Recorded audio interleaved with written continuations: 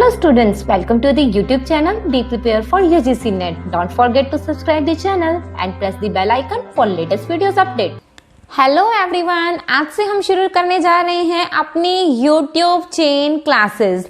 तो इसके अंदर हम क्या करने वाले हैं, हम अपनी पेपर 1 को कंप्लीट करेंगे और पेपर 2 कॉमर्स के कुछ इंपॉर्टेंट टॉपिक्स को हम यहाँ पर कवर करने वाले हैं। यस, तो आज की वीडियो है आपके एंटी नेट पेपर 1 से रिलेटेड। जो इसकी हम यूनिट शुरू करने जा रहे हैं, जो इस चेन की पहली कड़ी है, वो रहेगा हमारा एंटी नेट पेपर 1 की first unit, that is teaching aptitude की यूनिट के ऊपर आज हम बात करेंगे। टीचिंग एप्टीट्यूड में जो आज टॉपिक हम करने जा रहे हैं वो रहेगा टीचिंग के around mostly. That means teaching क्या है, टीचिंग का कंसेप्ट क्या है, ऑब्जेक्टिव क्या है, क्या बेसिक रिक्वायरमेंट्स हैं, कैरेक्टरिस्टिक्स हैं, या फैक्टर अफेक्ट कौन कौन से करते हैं हमारे टीचिंग प्रोसेस को। तो उसके ऊपर हम टोटली आज हम बात करने वाले हैं। यस, नमस्कार, मेरा नाम है शिफाली बजाज। आज के इस वीडियो के अंदर हम करने वाले हैं टीचिंग एप्टीट्यूड के कुछ टॉपिक्स को। अगर आपको ये वीडियो पसंद आती है तो इसे लाइक जरूर करना, और ऐसी ही क्लासेस अभी आपके लिए आज से शुरू होने जा रही है, और अभी आगे मैं आपके लिए पूरा पेपर 1 फुल फ्लैश करवाने वाली हूँ। उसके अलावा पेपर 2 के कुछ टॉपिक्स मैं करवाने वाली हूँ जो कि कॉमर्स से रिलेटेड होंगे। तो अगर आप मेरे से जुड़ना चाहते हो तो चैनल को जल्दी से सब्सक्राइब कर लो और बेल आइकन को भी प्रेस कर लो, ताकि लेटेस्ट वीडियोस अपडेट जो है वो आपको मिलते रहें। यस, तो आज का टॉपिक अभी हम शुरू करते हैं। सबसे पहला जो टॉपिक हम करने जा रहे हैं वो रहेगा व्हाट इज टीचिंग। तो टीचिंग क्या है? टीचिंग एक प्लान्ड एक्टिविटी है जो एक पर्पसफुल एक प्लान सेट करके उसके बाद की जाती है। इसके अंदर हम अपने नॉलेज और स्किल्स का यूज करते हुए स्टूडेंट्स को कुछ सीखने में हेल्प करते हैं, उनको कोई डिजायर्ड नॉलेज और स्किल्स को गेन करने में हेल्प करते हैं। इसी के साथ टीचिंग का हमारा मेन एम क्या होता है कि वो कुछ ना कुछ लर्न करें। अब लर्न का मतलब सिर्फ याद करना वाला लर्न नहीं है। यहाँ पर लर्न का मतलब यहाँ पर ये है कि स्टूडेंट अपनी रियल लाइफ के अंदर उस चीज को ढाल पाए, जो चीज हम उन्हें सिखा रहे हैं वो उनके बिहेवियर में परमानेंट चेंज लेकर आए। दैट मीन्स वो इस तरीके से इसे सीखें कि वो उसके अंदर पूरे समा जाए, मतलब वो उस चीज को वो अच्छे से समझ जाए। तो ये है हमारी टीचिंग। टीचिंग को करवाते टाइम हमारा मेन एम होता है कि लर्निंग जरूर हो। कोशिश हमारी यही होती है लर्निंग जरूर हो। देखो यहाँ पर जो क्वेश्चन यहाँ पर अराइज हो जाता है इस टाइम पर, हम ये पूछते हैं क्या टीचिंग हमेशा लर्निंग को जो है वो पैदा करती है? दैट मीन्स लर्निंग जरूर होती है जब भी टीचिंग हो, तो ऐसा जरूरी नहीं है। एज अ टीचर पूरी कोशिश करता है, उनका एम ऐसा रहता है कि स्टूडेंट लर्न करे, स्टूडेंट कुछ चीज सीखे। लेकिन अगर वो ऐसा नहीं कर पाती है, स्टूडेंट उससे पढ़ते हुए वो नहीं सीख पा रहा है, तो दैट इज नॉट, हम ये नहीं कह सकते कि टीचिंग नहीं हुई है। टीचिंग हुई है लेकिन लर्निंग नहीं हो पाई है। Because is there any problem in the teacher, in the lecture, student mind या स्टूडेंट का बिहेवियर कैसा था, तो वो सब चीजें अलग अलग, वो तो फैक्टर्स होते हैं, डिपेंड करते हैं, जिसके ऊपर टीचिंग डिपेंड करती है। लेकिन हम यहाँ पर ये कहेंगे कि टीचिंग होती है चाहे लर्निंग हो या ना हो, लेकिन टीचिंग का मेन ऑब्जेक्टिव जो है वो लर्निंग ही होता है। ओके, तो उसके बाद हम पढ़ने जा रहे हैं टीचिंग मॉडल के बारे में। टीचिंग मॉडल जो है वो बेसिकली 2 टाइप्स का होता है, पेडागोजी एंड एंड्रागोजिकल। इनके ऊपर भी टॉपिक्स के ऊपर क्वेश्चन आपके मिल जाते हैं। आपको सिंपली इनका मतलब पता होना चाहिए। पेडागोजी मॉडल क्या होता है, फर्स्ट ऑफ ऑल हम बात कर रहे हैं। पेडागोजी क्या है? एक्चुअली ये सारा का सारा टीचर सेंटर्ड है। स्टूडेंट्स को यहाँ पर पैसिव प्लेस पर रखा जाता है। जो लर्निंग का यहाँ पर पूरा प्रोसेस रहता है वो हमारा फिक्स्ड रहता है। दैट मीन्स एक बार हमने जिस तरीके से डिसाइड कर लिया कि लर्निंग इस टाइप से होगी, तो लर्निंग उसी टाइप से की जाती है। यहाँ पर नॉलेज जो है वो गिवन है, फिक्स्ड है और डिसिप्लिनरी होती है। डिसिप्लिनरी का मतलब सिर्फ एक ही डिसिप्लिन, एक ही टॉपिक से रिलेटेड जो है यहाँ पर टीचिंग करवाई जाती है। इसके अलावा टीचिंग जो है वो 4 दीवारों के अंदर ही रहकर, क्लास के 4 दीवारों के अंदर रहकर ही होती है। अगर हम यहाँ पर आ जाते हैं एंड्रागोजिकल मॉडल के अंदर, तो एंड्रागोजिकल आज के टाइम में अब ये मॉडर्न अप्रोच कह सकते हैं टीचिंग की, जिसके अंदर क्या है, पूरी की पूरी टीचिंग जो है अब वो लर्नर सेंटर्ड हो चुकी है, लर्नर फोकस्ड हो चुकी है। टीचर के ऊपर ज्यादा फोकस नहीं रखा जाता, स्टूडेंट्स के ऊपर ज्यादा फोकस रखा जाता है। फ्लेक्सिबल प्रोसेस हो चुकी है, जब चाहे हम अपनी टीचिंग के प्रोसेस को चेंज कर सकते हैं according to the students mind, कि स्टूडेंट कितना सीख पा रहा है। उसके अलावा यहाँ पर जो लर्निंग है वो अपने, अब ये 4 दीवारों के अंदर नहीं रह गई है, वो अपने सोशल कॉन्टेक्स्ट को भी लेकर आती है। मतलब सामाजिक जो चल रहा है आसपास, उससे रिलेटेड भी टीचिंग लर्निंग जो है वो करवाई जाती है। लर्निंग यहाँ पर जो है वो मल्टी डिसिप्लिनरी जो है टीचिंग हो चुकी है। दैट मीन्स सिर्फ एक डिसिप्लिन, एक टॉपिक से रिलेटेड हम टीचिंग नहीं करते हैं, एक्स्ट्रा और भी टॉपिक्स जो है यहाँ पर इन्वॉल्व किए जाते हैं। That is called the andrological model. I hope so आप इसे अच्छे से समझ गए होंगे। ओके, तो नेक्स्ट टॉपिक आपका आ रहा है कैरेक्टरिस्टिक्स ऑफ टीचिंग। टीचिंग की कैरेक्टरिस्टिक्स क्या है? टीचिंग जो है वो डिफरेंट लेवल्स की होती है। डिफरेंट लेवल्स जिसके अंदर आ जाता है memory level, understanding level and reflective level. Memory level जिसके अंदर हम सिर्फ याद कर रहे हैं। नेक्स्ट स्टेप आ जाता है उसका अंडरस्टैंडिंग लेवल जिसके अंदर हम स्टूडेंट को सिखा रहे हैं। रिफ्लेक्टिव लेवल जिसके थ्रू वो खुद इस चीजों को यूज कर रहा है अपनी रियल लाइफ की प्रॉब्लम्स को सोल्व करने में, जो हमने उन्हें सिखाया है। तो ये डिफरेंट लेवल्स ऑफ टीचिंग होते हैं जिसके बारे में हम एग्जैक्टली अलग से एक डिटेल्ड वीडियो देंगे, क्योंकि ये भी एक इंपॉर्टेंट टॉपिक है आपकी जो है नेट एग्जाम के लिए। उसके अलावा डायनेमिक प्लेस के अंदर, डायनेमिक एनवायरनमेंट के अंदर टीचिंग होती है। दैट मींस जो चेंजेबल एनवायरनमेंट है, टाइम के साथ चेंज होता रहता है, कभी भी फिक्स नहीं रहता, तो डायनेमिक एनवायरनमेंट होता है। टीचिंग जो है वो हमारी एजुकेशन, लर्निंग, इंस्ट्रक्शन और ट्रेनिंग इन सबसे क्लोजली रिलेटेड है, मतलब कुछ हद तक उनके जैसे ही है। इंटेलेक्चुअल एक्टिविटी है, बौद्धिक एक्टिविटी है, पूरा हमारा दिमाग से रिलेटेड, ब्रेन से रिलेटेड, इंटेलेक्चुअल से रिलेटेड होती है हमारी टीचिंग।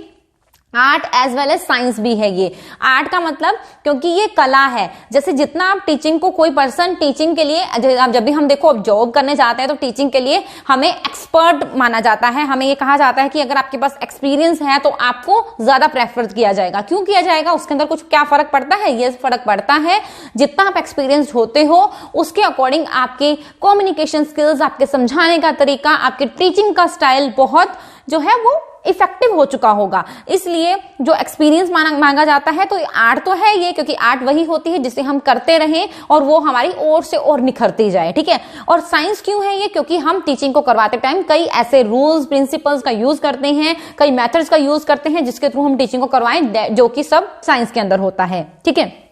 उसके अलावा सेल्फ ऑर्गेनाइजेशन की तरफ ये कोशिश करती है। डेट मीन स्टूडेंट अपने आप को सेल्फ ऑर्गेनाइज कर पाए।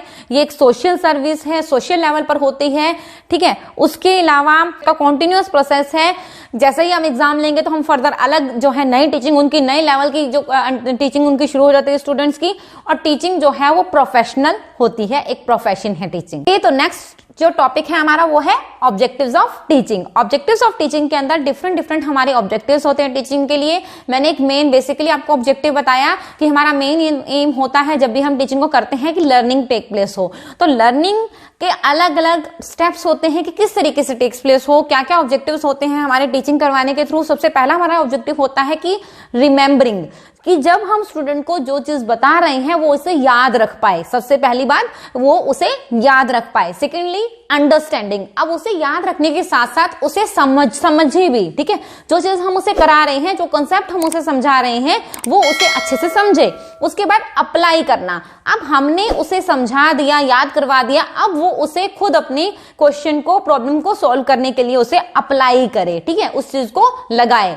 देन एनालाइजिंग, अब वो उसका रिजल्ट भी जानने के भी काबिल हो। दैट मीन्स उसे एनालाइज कर पाए, जो चीज हमने उसे सिखाई उसने उसे अप्लाई किया।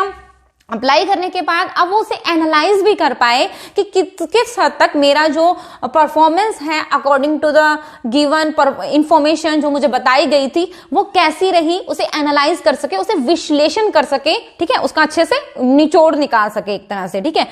नेक्स्ट स्टेप है आपका इवेल्युएटिंग। इवेल्युएटिंग का मतलब क्या होता है कि उसका वो मूल्यांकन कर पाए, उसे एक वैल्यू दे पाए, उसको एक मार्क्स दे पाए, इवेल्युएशन कर पाए कि वो कितना सही रहा अपने काम में। उसके बाद आ जाता है क्रिएटिंग। क्रिएटिंग का मतलब अब हमने जो उसे सिखाया था, हमने जो स्टूडेंट को बताया था, उसके अकॉर्डिंग अब वो कुछ नए, एक डाइवर्स पैटर्न के साथ कोई नई चीज को क्रिएट करे, एक नई नॉलेज क्रिएट करे, नई रिसर्च करे, उस टॉपिक से रिलेटेड नई इंफॉर्मेशन निकाल के लाए। तो ये होता है हमारा last step, last objective, creating. Okay, तो नेक्स्ट टॉपिक हमारे पास आ जाता है, वो आ जाता है basic requirements of teaching. Basic requirements क्या है टीचिंग के लिए? जब भी आप टीचिंग करवा रहे हो, फर्स्ट ऑफ ऑल उसके 3 वेरिएबल्स जो हैं वो आपके पास होनी चाहिए। डेट मीन्स एक टीचर, एक स्टूडेंट और कुछ भी इन्वायरमेंटल फैक्टर्स, जो कि क्यूरिकुलम हो सकता है, सिलेबस हो सकता है, तो वो चीजें हमारे पास होनी चाहिए। उसके बाद होता है हमारा प्रोफेशनलिज्म।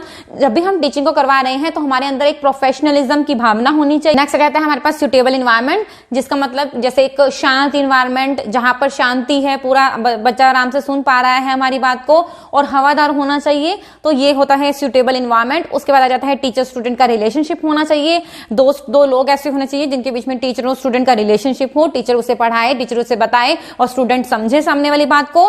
स्टूडेंट्स डिसिप्लिन, स्टूडेंट्स के अंदर डिसिप्लिन होना, अनुशासन का होना बहुत जरूरी है। उसके अलावा teacher student devotion to teaching and learning, teacher और स्टूडेंट दोनों को ही डिवोट होना चाहिए अपने काम के थ्रू। टीचर जो है वो टीचिंग अच्छे से करवाए और स्टूडेंट जो है वो अपने लर्निंग के प्रति जो है वो वफादार रहे। ओके, तो नेक्स्ट टॉपिक है आपका factors of teaching. Factors of teaching के अंदर आपको जो आपके सिलेबस के अंदर दिया गया है उसके अंदर एक कंप्लीट बड़ी लाइन दी गई है इसके लिए। Factors effective teaching according to, related to teacher, learner, support material, instructional facilities, then learning environment and institution. तो हम भी इस टॉपिक को इसी तरीके से करने वाले हैं। फर्स्ट ऑफ ऑल हम पढ़ेंगे factors effective teaching related to teacher. Teacher से रिलेटेड कौन से फैक्टर्स होते हैं जो हमारी टीचिंग को अफेक्ट करते हैं। फर्स्ट ऑफ ऑल आ जाता है सब्जेक्ट की नॉलेज। टीचर को सब्जेक्ट की पूरी नॉलेज होनी चाहिए। जो भी सब्जेक्ट से रिलेटेड वो टॉपिक स्टूडेंट के सामने रख रहे हैं उस सब्जेक्ट के अंदर उनकी मास्टरी होनी चाहिए। जितना अच्छे से टीचर को उसके बारे में पता होगा उतने ही अच्छे से वो स्टूडेंट को बता पाएंगे और हमारी लर्निंग जो है वो इफेक्टिव हो पाएगी। उसके बाद आ जाता है नॉलेज ऑफ लर्नर्स। स्टूडेंट की नॉलेज भी होना बहुत जरूरी है टीचर को। अपने सब्जेक्ट के साथ साथ उनको अपने स्टूडेंट का मेंटल लेवल क्या है, उनका क्या बिहेवियर है, उनका क्या एटीट्यूड है, उसके अकॉर्डिंग उनका क्या लेवल है सीखने का, तो उन सब चीजों को ध्यान में रखते हुए ही टीचिंग, अगर वो स्टूडेंट एक टीचर जो है वो स्टूडेंट्स को टीच करवाएंगे तो तभी हमारी टीचिंग जो है वो इफेक्टिव हो पाएगी। नेक्स्ट वन इज आ जाता है टीचिंग स्किल्स। जो डिफरेंट टीचिंग स्किल्स हैं, कम्युनिकेशन स्किल्स हैं, रिलेशनशिप जो है स्किल्स हैं, वो स्टूडेंट के एक टीचर के अंदर होनी चाहिए, तभी वो स्टूडेंट के साथ एक अच्छा रिलेशनशिप सेटअप कर पाएंगे। उसके बाद आ जाता है फ्रेंडलीनेस एंड अप्रोचेबिलिटी। स्टूडेंट के साथ टीचर का एक फ्रेंडली बिहेवियर होना चाहिए, फ्रेंडली जो है वो रिलेशनशिप होना चाहिए, ताकि अगर स्टूडेंट के मन में कोई डाउट आता है तो वो इजीली जो है वो अपने टीचर से पूछ सके और अपने आंसर्स जो है वो गेन कर सके और अपनी लर्निंग जो है वो उसे इफेक्टिव बना पाए। ओके, तो next point is personality and behaviour. तो पर्सनैलिटी एंड बिहेवियर के अंदर क्या कहा गया है कि टीचर जो है वो एज अ लीडर स्टूडेंट्स के सामने आए, अपना जो पर्सनैलिटी ट्रेट्स हैं, बिहेवियर्स हैं, उनके बेसिस पर स्टूडेंट्स के माइंड में एक अच्छी छाप छोड़ के जाएं। दैट मीन्स अपनी जो पर्सनैलिटी है वो एक अच्छे तरीके से स्टूडेंट के सामने रखें ताकि स्टूडेंट उन्हें आइडल मानते हुए उनसे कुछ अच्छी चीजें गेन कर पाए। Next one is level of adjustment and mental health of teacher. जो टीचर की मेंटल हेल्थ है, मानसिक जो स्वास्थ्य है, उसके अकॉर्डिंग वो स्वस्थ होनी चाहिए, अपनी बात रखने के काबिल होने चाहिए और स्टूडेंट्स की बात सुनने के भी जो है उनके अंदर धैर्य होना चाहिए। उसके अलावा एडजस्टमेंट लेवल भी होना चाहिए। स्टूडेंट क्या चाहता है, किस तरीके से पढ़ना चाहता है, उसके अकॉर्डिंग अपने आप को एडजस्ट भी कर सके एक टीचर, तभी एक टीचिंग जो है वो इफेक्टिव हो सकती है। Last one is discipline. Discipline क्या है कि टीचर जो है वो डिसिप्लिन बनाए रखे, अपनी क्लास के अंदर मेंटेन करके रखे, अपने स्टूडेंट्स के अंदर एक अनुशासन जो है वो मेंटेन करके रखे, उन्हें अच्छे से मैनेज कर पाए, उनके जो है किसी भी तरह का अगर कोई नेगेटिव बिहेवियर है तो उसे किस तरीके से हैंडल करना है वो एक टीचर को पता होना चाहिए। ठीक, next is factors related to learners. तो लर्नर से रिलेटेड कौन कौन से फैक्टर्स हैं जो लर्निंग को, टीचिंग को अफेक्ट करते हैं।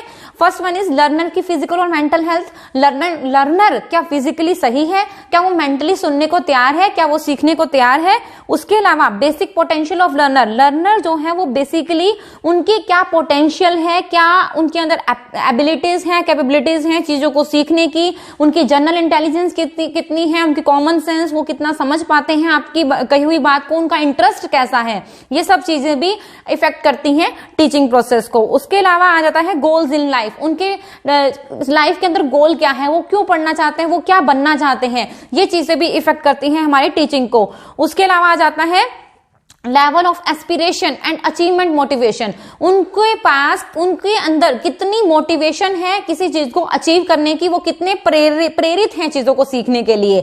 अगर वो नहीं है तो टीचर, एज अ टीचर आप उन्हें समझाइए, आप उन्हें मोटिवेशन जो है उनके अंदर गेन कीजिए। अगर वो नहीं समझ पा रहे हैं तो उन्हें मोटिवेट कीजिए कि आपको ये चीज समझनी पड़ेगी, इससे क्या आपको फायदा होगा, कुछ भी चीजों के थ्रू आप उसे मोटिवेट कर सकते हैं। तो वो चीजें भी इफेक्ट करती हैं आपकी टीचिंग की प्रोसेस को। उसके बाद आ जाता है रेडलीनेस एंड विल पावर, उनके अंदर विल पावर कितनी है, वो कितना चीजों को सीखना चाहते हैं। ठीक है, ये सवाल आता है। उसके बाद आ जाता है next topic is sport material. हम पढ़ रहे हैं अब जो हमारे फैक्टर्स अफेक्ट करते हैं टीचिंग को related to sport material. Sport material क्या है? स्पोर्ट करते हैं जो टीचिंग को, उसके अंदर क्या आ जाता है? हमारे स्टडी मटेरियल, हमारे audios, videos, online courses, online test किसी भी तरह के हो रहे हैं, टीचिंग एड्स जो हम पढ़ते हैं, ब्लैक बोर्ड, व्हाइट बोर्ड, ठीक है, तो वो हमारे सारे आ जाते हैं स्पोर्ट मटेरियल। अब ये स्पोर्ट मटेरियल अगर हमारे टीचिंग को सपोर्ट करने के लिए है तो हमारी टीचिंग जो है वो काफी अच्छे से होगी, क्योंकि वो हमारे टीचिंग प्रोसेस को कॉम्प्लीमेंट करेंगे। जो चीज हम सामने बता रहे हैं उसका अगर मान लीजिए हम चार्ट सामने दिखा रहे हैं, उसका हम जो है वो डिस्प्ले कर रहे हैं उसको सामने कि हम आपको क्या चीज पढ़ा रहे हैं, तो वो चीजें हमारी टीचिंग की प्रोसेस को और बेहतर बनाएंगी। तो ये होता है स्पोर्ट मटेरियल का यूज करना। Okay, next factor is learning environment. तो लर्निंग इन्वायरमेंट कैसा होना चाहिए जिसके थ्रू टीचिंग जो है वो इफेक्टिव हो सके?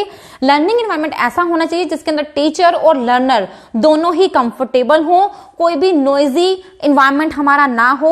ये सराउंड इन्वायरमेंट की बात हो रही है, क्लास के अंदर कोई भी नॉइजीनेस ना हो, कोई भी डिस्ट्रैक्शन ना हो, टीचर और स्टूडेंट दोनों कंफर्टेबल हो।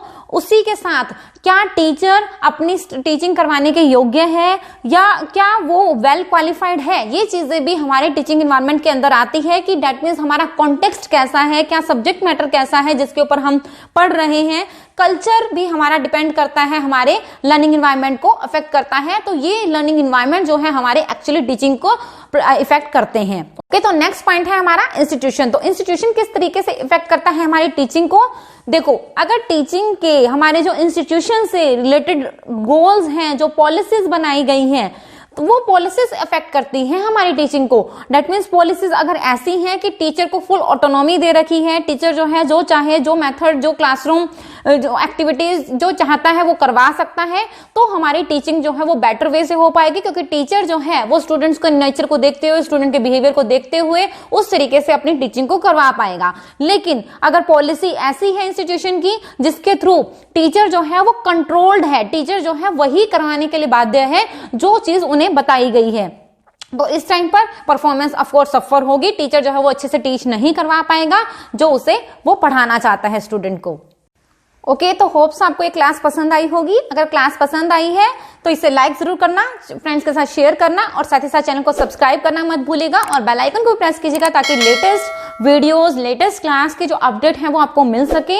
इसके अलावा अगर आपको कुछ चेंज चाहिए, अगर आपको कोई चीज नहीं समझ आई है तो उसके लिए आप डाउट जो है वो डिस्क्रिप्शन बॉक्स के अंदर लिख सकते हैं। और उसके अलावा अगर आप कुछ भी मेरे से शेयर करना चाहते हो, कोई भी टॉपिक से रिलेटेड कोई भी क्वेश्चन आप मेरे से पूछना चाहते हो, तो वो आप यहाँ पर कमेंट बॉक्स के अंदर कमेंट करके पूछ सकते हो। Okay students, bye bye, take care, have a nice day.